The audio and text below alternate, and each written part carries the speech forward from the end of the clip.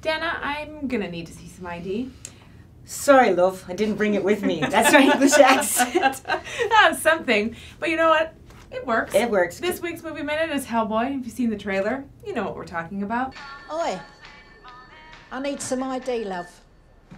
Are you serious? Yes, Hellboy. We're back with the third installment of the big comic book franchise. This time out, it's directed by Neil Marshall and stars David Harbour from Stranger Things, which is nice to see them have work, but I tell you what, I really missed Guillermo del Toro, who directed the first two films in 2004 and 2008, and of course the actor Ron Perlman, who basically looked like he was genetically designed to play Hellboy. Is that a compliment? It is, if you're going to play Hellboy. Oh. I realized as I was saying that in my head, but you know what? He's embraced that role over the years, so he's fine with that. He'll be okay. Except for this film, so. He's not in this film, yeah. That's sad. And it is sad because I miss his really fantastic dry wit of Hellboy. And also, if you're going to do monsters and scary things, you get Guillermo del Toro. This case, we've got, they're trying to be funny again.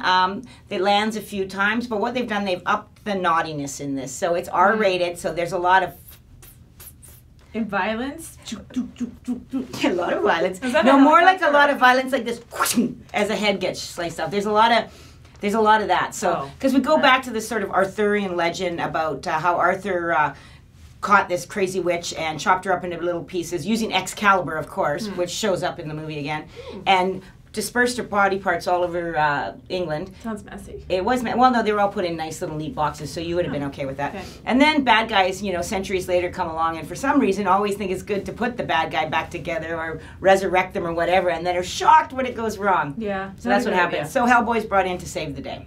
Worth the popcorn?